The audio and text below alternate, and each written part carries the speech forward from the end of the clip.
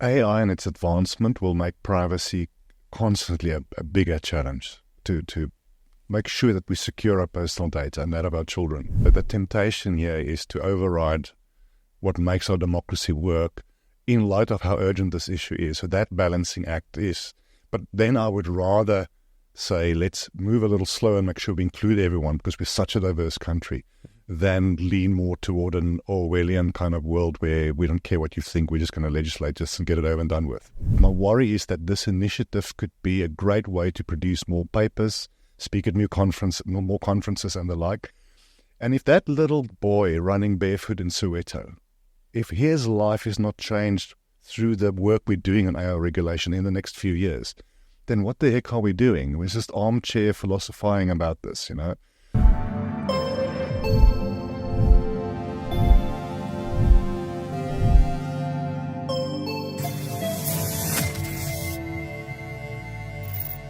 Hello and welcome to the latest episode of ITWeb TV. I'm joined today by Professor Johan Steyn, who is the founder for AIbusiness.net and a professor at Woxon University in India. We're going to talk generally about AI and where it's probably going. Then we're going to specifically focus on the regulations globally and then drill down to what's happening more close to home. Johan, welcome and thanks for joining us here on ITWeb TV. Good to see you and thanks for this opportunity. No, it's good to have you. So let's start. AI has been around for a long time, but I think over the last couple of years, obviously ChatGPT really kind of accelerated, public consciousness around what AI is capable of. So we've now got this new phrase, generative AI, and that's obviously started to become more commonplace. People are using it all the time.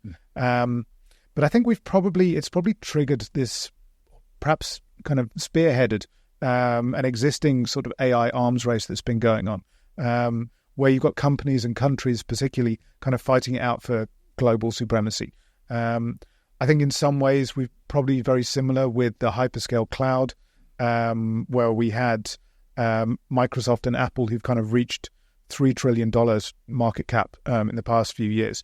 And I think those are the first companies to ever do that. From my research, it said that Apple jumped from $1 trillion in 2018 to $3 trillion in 2022.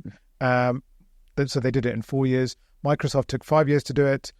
And then there's this new kid on the block, NVIDIA, who's obviously been around for 30 years, but and they kind of do GPUs and AI and kind of high-performance computing chips. And they've jumped from 1 trillion to 3 trillion in just a year. And I think that's largely off the back of the AI hype, if we want to call it that. And I think to kind of what's more interesting is that locally, SA has been in this battleground for cloud, as I see it. We've had the US players, we've had Google, Microsoft, AWS, and then we've had Huawei and Alibaba from China. And we're probably quite an unusual territory globally where we've got two different sides of the world competing for this kind of dominance. So obviously we'll see what happens with the US elections. I think that'll kind of throw a curveball into the whole thing. But how do you think the AI market's going to evolve globally? And I guess kind of aligned to international economies, but also the companies themselves and who are going to be the kind of more dominant players as you see it.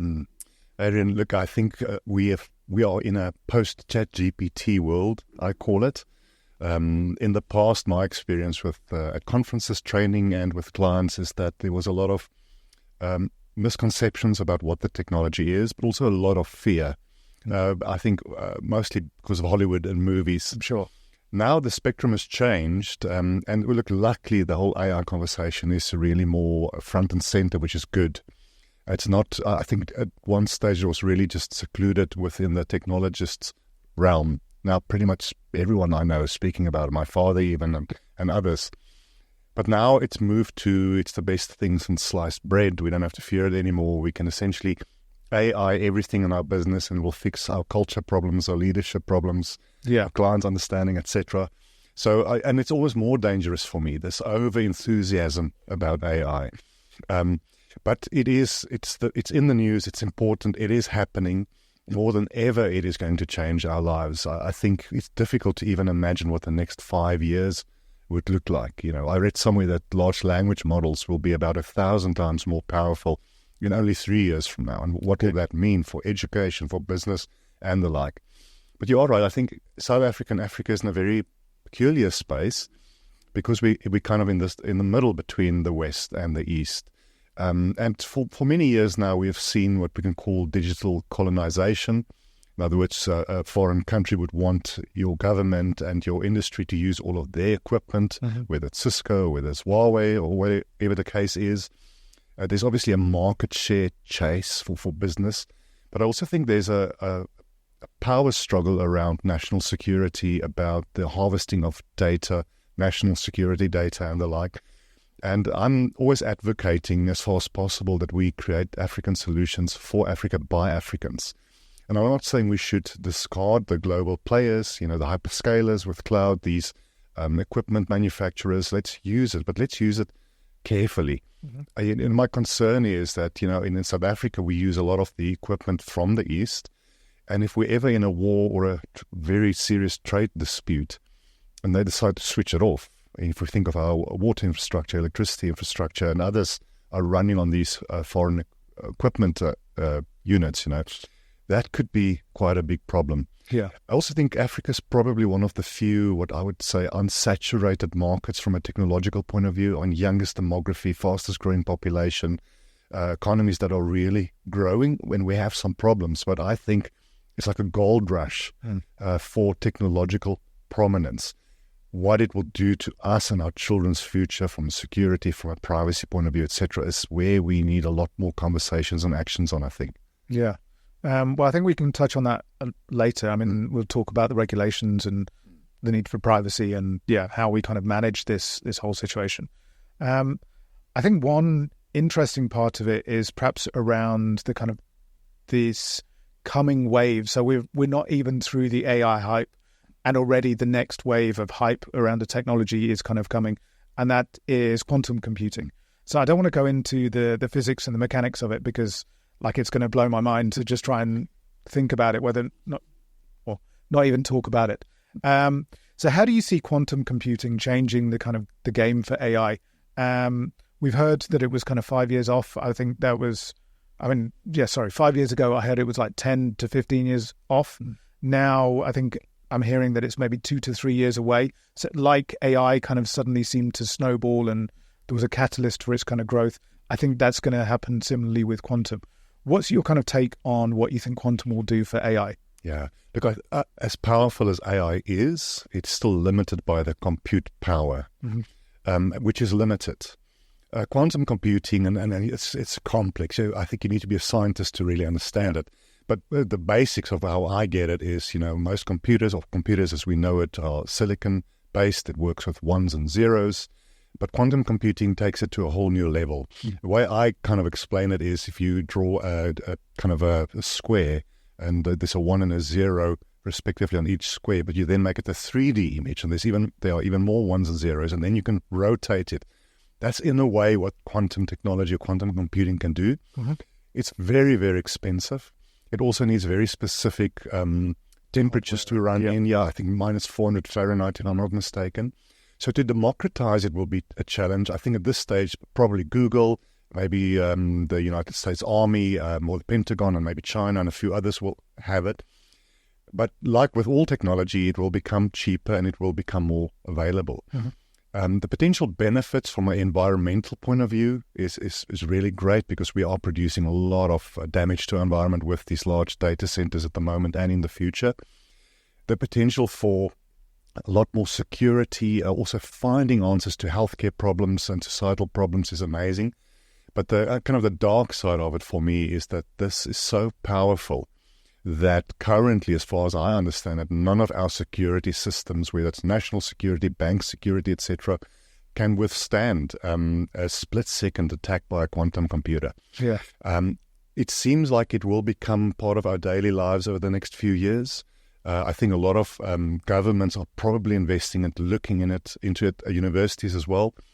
But will our children live in a world where they speak about quantum computing like we are now speaking about Google search? Yeah. Probably. Yeah. But the dangers will be immense, and it will really leapfrog AI even more than it has done up until now because of this immense computing power suddenly at our disposal. Yeah. I think it's frightening. And I guess we'll have you back in a couple of years to talk about what we need to regulate with quantum. But yeah, I mean, you touched on one point there that I'd like to kind of go back to, and that's about the kind of the environmental impact of AI. I know that with data centers, I think there's a statistic that Google said that its search with AI uses 10 times more power and kind of CPU computing power than a typical search. So obviously that's 10 times more cost, but it's 10 times more power, 10 times more electricity, 10 times more cooling.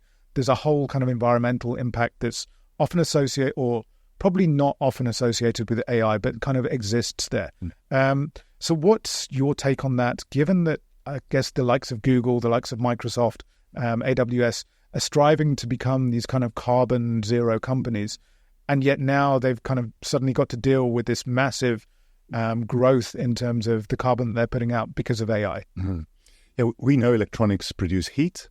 Our cell phones do it. Our laptops do it. That's why there's a fan in the laptop and makes the noise that irritates us.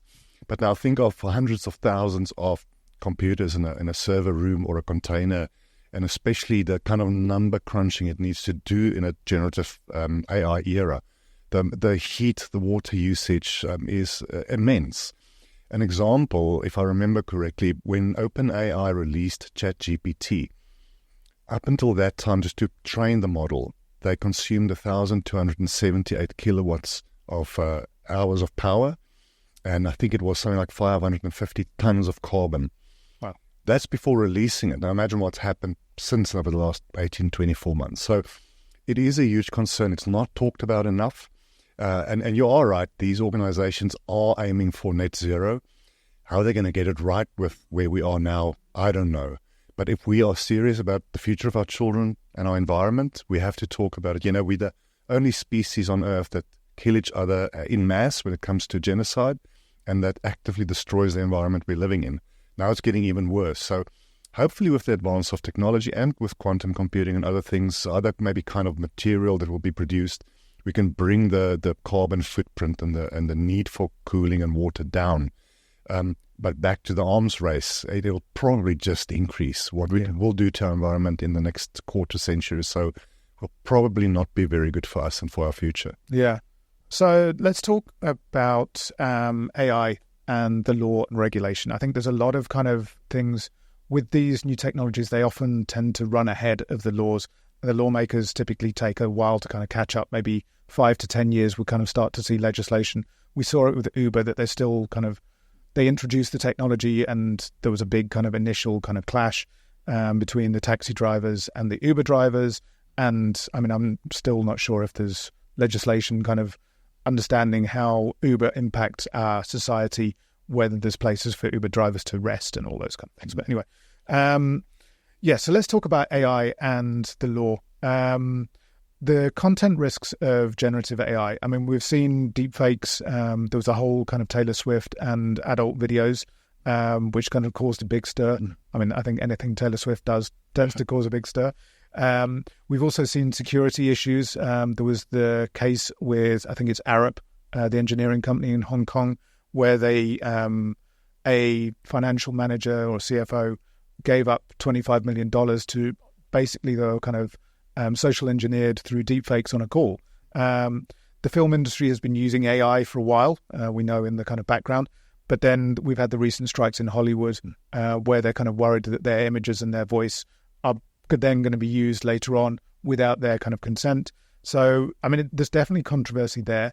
So what's your take on the kind of the content risks around generative AI? Yeah, if I can just maybe start, Adrian, by saying you're right. Regulation follows innovation. You know, when we started driving cars and people got killed because there was nothing that would hold them back in a crash, we had seatbelts introduced. The challenge we have now is that the rate of change is so fast that for regulation and regulators to keep up is, I think, almost impossible. What is the end goal of regulation is to protect business, but also to protect the citizens of a country. And that balance between regulation and innovation is, do we over-regulate this technology? Again, in a commercial and potentially military arms race, I don't think any country will hold back. They will just go all the way with this. Yeah. But then what's the effect on people? On actors, so it's a great example. My image, my voice, my likeness is my property, essentially. But do I sign that away for the rest of my life without being paid fairly for it? And I think that's basically what the Hollywood strike's about. By the way, in our country, we have got nothing when it comes to regulatory protection on artists and art as far as it goes to deepfakes. Deepfakes is interesting because, a few years ago, we saw a lot of deepfake videos. There was that famous one of Will Smith stuffing food into his mouth.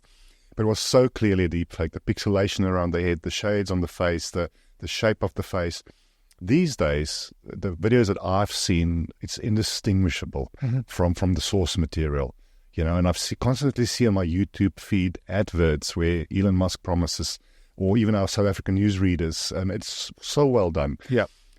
By the way, the biggest use of, or misuse, if you would, of deepfakes is in the pornography industry. Okay. A big scourge that's happening in the US at the moment is that they would take these thousands of pictures that young people put on social media, but pictures of young girls, they will make pornographic images or videos from it, and then they would essentially hold the parents use it blackmail for it. Yes. Now, God forbid, imagine that happens to your child or to you as a parent. What about case law? If we go to court and you submit evidence where I clearly threatened you with a voice call or a video call, there's no way for me to disprove at this stage that wasn't me. I also don't think there's any technology that can very accurately pick up that this is a fake video. Yeah. It'll play a huge role into our futures.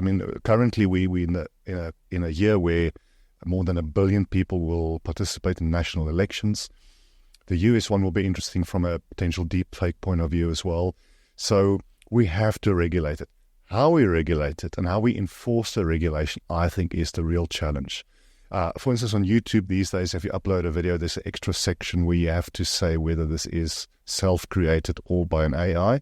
But essentially, if I lie in that question, who's going to know it? Yeah. But what damage will it do to us from a reputation point of view and to our children? Again, we know that cyberbullying is becoming more and more of a real big issue in our schools across the world. And these deepfake tools, I've played around with some of them. A lot of them are free, and I played around with it the other day where I put Elon Musk's face on my face in a video interview like this. It was pretty easy. I think it took me about 10 minutes. It mimicked my voice, my lip movement, the face. It's so easy. We have to look at regulation, Adrian, but how do we enforce it? And I think even if we look in our country with POPIA, for instance, at the moment, great legislation, but the enforceability, the court cases, the costs in, calling to task those who have violated it takes so long. If we can't even get that right, what are we going to do with AI in our jurisdiction and across the world? Yeah, I think the YouTube point is kind of a good one. I want to kind of follow up on that. I think when we kind of talk around websites, there's the idea that you have human readers, so you and me, but then you also have machine readers. So the search engines which kind of go through, and the websites need to be clear for the machine readers so that they can kind of rank them more highly or kind of categorize them.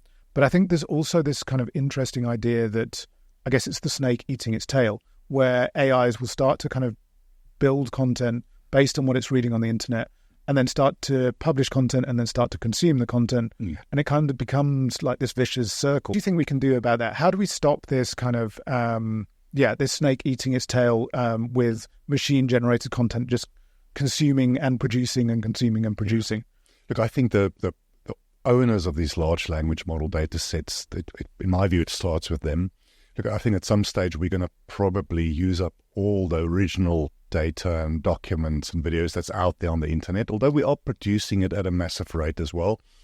The question is AI becoming dumber because of this, because of the data that it's learning from? I often think, if I would, my 10-year-old, if I would lock him up in the house and say, learn by yourself how to cook food, how to protect yourself, how to clean yourself, or maybe a better example is when he was 3 or 4.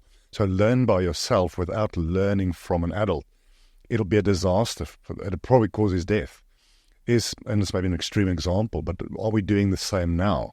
And especially with fake kind of data, whether it is intentionally fake or misinterpreted kind of data, it'll play, I think, a huge role when it comes to current biases when it comes to gender, ethnicity across the world, geographical biases. We will probably just, even though there are a lot of efforts to minimize these biases, but it'll probably increase it even more. We saw it when Google started playing with or releasing the text-to-image. It was the opposite of OpenAI. OpenAI, if you asked it to draw me a picture of leaders, it will probably be Caucasian males. And then the Google example was the Nazi soldiers, and they were all smiley, friendly, African-looking people. I think it's a problem. And businesses as well. Businesses are using more and more kind of ring-fenced internal large language models, great business benefits to generate content on chatbots and call centers and the like. But if they don't constantly work on refreshing that data, making sure that it's accurate, the same will happen internally when it comes to how they use that data. So the large language model owners are probably the ones responsible more than any to make sure that this doesn't happen. Yeah. One aspect that we haven't touched on, or we may be kind of skirted around, is the copyright issues. Again, that was one of those kind of initial problems that we faced, or that has kind of cropped up. And I think we've seen in the US news organizations are kind of suing OpenAI and Microsoft around their kind of use of their copyright material by these large language models, which are consuming it and then essentially kind of reinterpreting it or regurgitating it in a different way. And who owns the copyright, who has access to it. So what's your take on that? How do we solve those kind of things? Should OpenAI essentially be kind of getting permission from everyone that it's going to source from? Is Google, Google has built its reputation from crawling the internet and being able to kind of deliver it to us. So it's always had that capability. But I guess the AI aspect kind of throws a new kind of spin on that. What's your take? Yeah, this is very, very tricky, and it's often in the news. Look, the end goal of copyright, in my view, is to make sure that my IP is protected. But why do you want my IP protected? There's a monetary aspect to it. I've studied for many years, or I'm experienced, so what I give my clients, for instance, or when I write, should be mine so that I can earn a living from it and the like, or a business can do it as well. So I think it's more than anything a money issue. Probably also trade secrets, which again comes back to money, maybe even national security. But yeah, look, I don't honestly have a stance on it, Adrian. Maybe I haven't thought about it enough, although I have quite a bit. Yeah. But anything I write at the moment is something that I've learned somewhere. Obviously, I've interpreted, I've used my experience, my own lens on it, but there's probably nothing I can write that is 100% new. It's like I'm discovering a new medicine or something.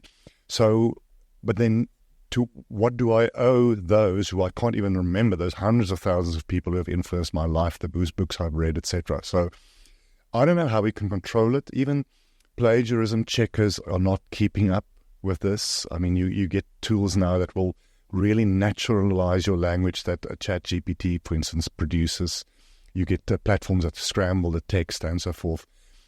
It's so easy to actually write great content, for instance, movie scripts and the like, that is undetectable. This is also a question from a university and education point of view. And some of the universities I work with seem to go back to oral examinations, which is impractical and difficult. But you've given me this great submission, this white paper. Put the paper down and come explain to me your thinking. That's a quick way to catch out whether somebody's been ChatGPTing it. Yeah. But who owns the copyright, and how do we detect it? How do we enforce it? I don't know. And at this stage, there's a lot of talk about it. I don't know if anyone really has that answer. No, it's a challenge. And I suppose, as you say, if you knew the answer, then you wouldn't be sitting here with us. You'd be living like Elon Musk, I'm sure. Okay, so obviously the regulation around AI has got more implications than kind of copyright and deepfakes.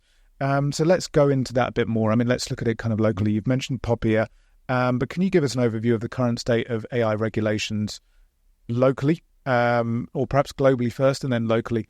What do you see are the common trends, and how does South Africa's kind of approach to AI compare to those of other countries? There's a lot happening, especially in the so-called global north, so Northern America and Europe, Asia, even Middle East and so forth, where countries are busy, I would say, finalizing their stance on this, looking at legislating it, trying to enforce it. Maybe the best example for me is the EU AI Act, which is still not, unless I'm mistaken, enacted into law. I think the member states have accepted it. There are a lot of principles in that proposed legislation that I think a lot of regions will probably follow. Hopefully we in South Africa as well, but we have to flavor it from an African and our own society point of view. One of the things that I like about the AI Act, there's a number of really great pillars, but the one that I really favor is what we call explainable AI. Most of even in South Africa, our banks, our telcos, our insurance companies are using, to one extent or another, decisioning systems, automated decisioning systems. I apply for a loan. And these systems are often highly accurate, very fast. It takes all of my data. It can probably do it a lot better than a human assessing my financial state, for instance. But algorithms make mistakes. We build biases into it, and we program it incorrectly. And the one thing about the AI Act that I like is that I, as a consumer, have the right to ask you as my bank, how did you get to that decision? Now, I don't know if the banks will even know how to explain it. Yeah. But if you think we have large call centers at the moment, can you imagine if anyone who is a consumer can ask their provider, how did you get to that decision? But it is also there to protect us, because it might be that the decision was made because of ethnicity, gender, etc., which we cannot downplay what a big role those traditional biases are still playing in these data sets. South Africa is, like all regions, a bit unique because of our own kind of social construct, our 3,000 languages and dialects, our history, even from a colonial history point of view, and some of the issues we're still dealing with today in our country and elsewhere. So my view is that we should take all the best we can from these different frameworks. Let's not reinvent the wheel, but we can't just copy and paste it. It must apply to us and to our citizens. In Africa, there are a lot of countries are kind of starting out on this journey. Countries like Mauritius, which I guess we can consider part of Greater Africa, Kenya and others have progressed a lot more, from my experience or what I've been reading, than South Africa. But there's a lot happening here as well. And we had that national AI discussion document, yes. And I think that was kind of produced late last year, but kind of really released earlier this year. So what's your take on that? Are we we've got some existing regulations, but maybe you can kind of explain how those kind of fit together. But this kind of national AI plan discussion document, is it really, the clue's in the name, it's a discussion document. It's not meant to be a final kind of draft of something. But yeah, what's your take on where we are as a country on kind of dealing with regulating AI? Yeah, there are a lot of things happening, so it's good. I don't want to be overcritical about it. Because we have to start somewhere. We can argue, are we already too late? Do we have to move fast? At least there are things happening. In October 2020, we had the Presidential Commission on the 4IR, and the recommendations were incredibly good. It was such a great document. 3 years later, we have the draft National AI Plan.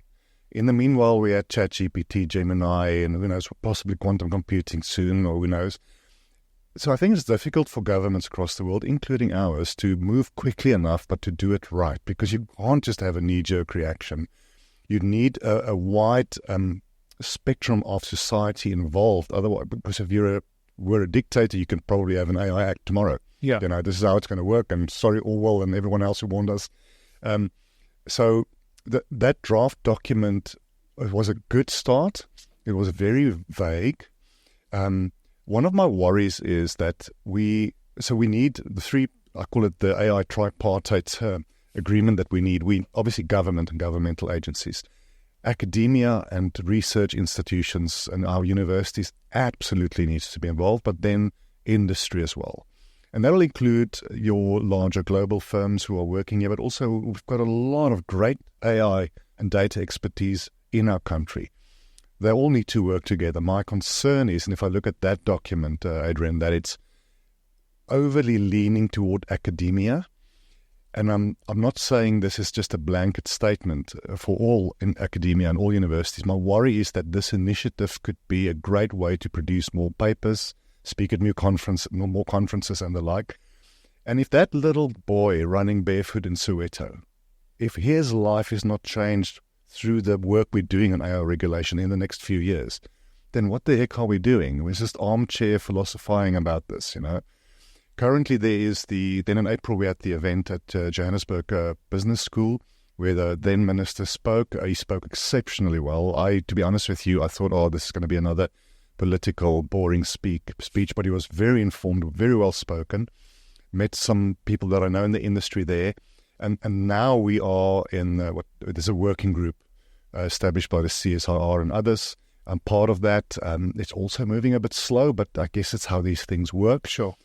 It's moving slow because they're really trying to bring in as many people from wide backgrounds, technically, experience, ethnically, etc., which is great. But how big must that bubble be before it really starts moving forward? I'm part of it, and I'm not critical of it. I think it's great. I just don't want 3 more years to go by before we really see something happening. Sure, yeah. I suppose that's one of the things with the 4IR Commission. I mean, I think we've been 5 years since that first came out, and I know we've had the AI Institute that's kind of been founded since then. That was one of the recommendations, but I'm not sure how many of the other kind of recommendations have been kind of fully worked on. Yeah, there were 8 recommendations, as far as I remember. The one was AI Institute, so that's happened. How efficient it is and how much progress, I'm not sure. The other one was National AI Strategy. We're now finally getting there, but the others are... It's possible that there's a lot happening and we just don't know about it. But I am critical around that. Yeah, and I think that was one of the things with COVID, was that kind of wake-up call of how quickly government can move if it needs to. But typically, as you say, I mean, you understand the reasons. They have to kind of gauge opinions from everyone, and then you have to kind of go through and sieve through them, and then you have to try and take it back to them. And it's a whole kind of feedback process. Maybe AI would speed that up. I know. Look, AI is important. Let's not, because the temptation here is to override what makes our democracy work in light of how urgent this issue is. So that balancing act is. But then I would rather say, let's move a little slower and make sure we include everyone, because we're such a diverse country, than lean more toward an Orwellian kind of world where we don't care what you think, we're just going to legislate just and get it over and done with. How do you think the South African government is kind of engaging? I mean, we've talked about it there, but how is the government engaging with the private sector? I mean, you used to be a consultant, I believe, probably are still a consultant, but in one of the big audit firms, I think. But how have you seen business? I mean, business is obviously running ahead and adopting it where it can. That said, I think there is some caution. But how do you think government is engaging with business in this kind of AI topic? I've seen actually quite a lot of engagement with universities. Tshwane University of Technology, Johannesburg University, and probably many more. I know at Stellenbosch, they've been doing some amazing work from a computational thinking point of view. I think there are a lot of conversations happening, a lot of collaboration. Most of it, even though I work in the field, honestly, Adrian, I'm not really aware of. I hear the rumblings. Organizations like the CSIR are doing amazing work. Can we do it better? Probably. Can we use the expertise in our country? And if we have to rely on certain expertise and innovation from the Microsofts and the Amazons of the world, absolutely. So I think there's quite a bit happening. I don't know if maybe government or organizations like the CSIR and others can do more to make sure that we in the public see that stuff's happening. There are exciting things happening. I don't see a lot of press about the good things that's happening. There surely must be a lot. Could there be more? Absolutely. But I don't think it's an absolute dire state of no collaboration. So one of the aspects, and one of the kind of you touched on it earlier, is the kind of the POPIA, the kind of this excellent legislation that we've got, and then the reality is that the kind of the investment put in, and obviously our budget is only a kind of finite amount, a national budget. But I think the Office of the Information Regulator, their task is growing continually. I think it's doubled year on year. I think that's the kind of rate that it tends to go in terms of the caseload that they kind of get in reports. And yet their staff haven't doubled, their kind of skills haven't doubled, their resources haven't doubled. So what's your kind of take on how we're addressing kind of data privacy and security around AI? AI and its advancement will make privacy constantly a bigger challenge to make sure that we secure our personal data and that of our children. The amount of data that we are putting out there through the platforms we consume, and remember, we always say to people, nothing is free. Your email provider, your cloud email provider, your maps provider, etc. You are paying with your data. You're the product. Yeah, exactly. And hopefully they will remain to be, if they still are, the good guys, so to speak. But what happens, if that data falls into the wrong hands or used in the wrong way? There's certain things about me and my life that no one should know about.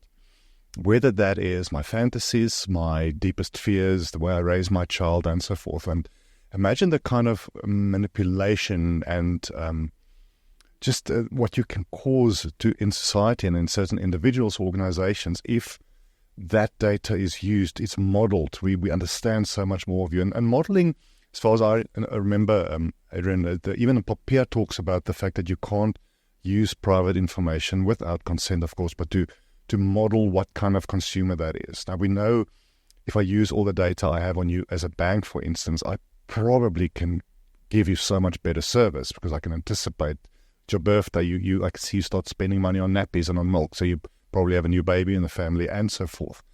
But I also think we give consent so quickly because I don't know about you, like when I have an Apple upgrade, do you actually scroll through all of that before you say yes? No, it's too much to read. I even accept all the cookies on all these sites. Yeah, exactly. Because it's easier. Yeah, and it irritates me. So I just click away.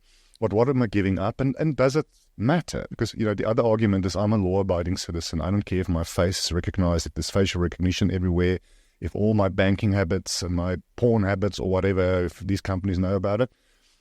It's okay to argue that until it's being used against you or your children or by a commercial competitor that actually uses that data to, and we spoke about it earlier, I think you gave the example of generative AI being used to mimic the voice or the writing style of a CEO giving instructions to his or her employees. So privacy will become more and more a big problem as the AI's capability to generate information, but also to use our information at scale grows.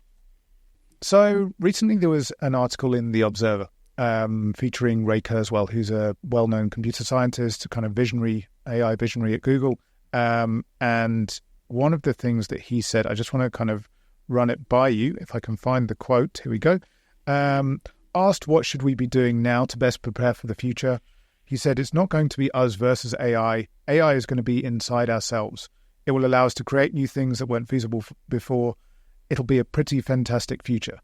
What's your take on his kind of perception there, his take on where AI and the human race is going? Look, I have great respect for him. I mean, The Singularity is Near was 30 or so years ago. That book. He's about to, if he hasn't already produced or published his latest book, The Singularity is Nearer, and I can't wait to get my hands on it, or my digital hands on it. And this course, there's often two extremes, and it's a utopian and dystopian kind of an extreme. There's a kind of a post-human view on this, or what different words that people use, but essentially the one view is it'll make life so much better for us. Social equality, healthcare, longevity, etc., and the technology absolutely has the potential to cause that. But the other side of the sword, again, AI being a neutral tool, like all the tools we create, is the more dystopian, Orwellian total lack of privacy, total state control, and so forth point of view. And I also think we need to look at the place from which somebody and it's valid what he's saying.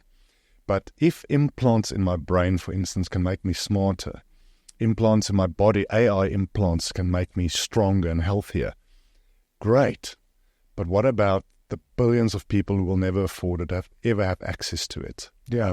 And I think and Yuval Noah Harari writes about this, and I think in Sapiens, where he says we might produce what he calls the useless class. So there will be a subsection of our population that will become even richer, more powerful, live longer, be much smarter, and all the rest of us will be potentially out-automated, not go to university, and essentially will de-evolve. Mm-hmm. But I think we should look at both. You can't just have a dystopian or just a utopian view. We need to find that balance. I don't think he's wrong.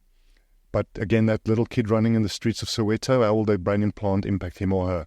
So we need to also back to our lens as South African lens on these kind of statements. Yeah. I mean, I think something that was discussed a few years ago, and I think it's it kind of went back down under the surface, but it seems to be bubbling up a little bit more. And I think during COVID, there was the kind of the COVID grant was kind of seen as a precursor to this. But this idea of universal basic income, where essentially the people who are doing jobs that are automated or out-automated, how do we replace them, or how do we give them this basic income? So what's your take on that? Where do you see us as a country going towards that? And perhaps globally, I mean, is a universal basic income even possible? We have to address it because, again, more and more jobs will be out-automated, and people have different views. The often a counter argument I hear is in every industrial revolution, at the end, there was a net positive effect on the amount of jobs that were created, which is true for the previous industrial revolutions. But now it's changing so quickly, advancing so quickly, and it's no longer I'm a horse cart rider, now I'm a locomotive operator. It's essentially, if you're not a coder or in some sort of kind of call it intellectual space, you will probably not be employed, and even then you will probably be out-automated. What do we then do with people? Now, I think universal basic income is a great idea. I have no idea how we're going to pay for it. Who's going to pay for it? Well, especially in our country, but even globally. It is a conundrum, because what do we do if, say, our jobless rate at the moment doubles because of AI? As it is. Yeah. Something I thought about is, and it won't make any sense, it's probably laughable, but like, for instance, BEE legislation. What if we have automation legislation? In other words, you can only lose 10% of your workforce at maximum because of technology. But then organizations have shareholders, they have numbers to hit, they have global competitors.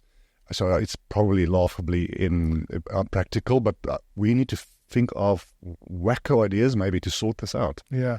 I suppose it's going to be the brave government minister that puts that forward to say it's okay to lose 10% of your workforce, as we say, when our unemployment rates are so high as they stand. Johan, just before we go, is there anything that you want to add, any kind of closing thoughts that we haven't covered? Look, it's been a great conversation, Adrian. Thank you. I always say I do what I do because I'm a father, not because I'm a person working in AI. I see the potential for my kid, but I also see the potential dangers. Let's not be asleep at the wheel. And irrespective of your level of knowledge or influence when it comes to technology, we as parents and co-workers and colleagues and fellow countrymen and women should be talking about this and grappling with it. Johan, that's been a fascinating conversation. Thank you so much for your time.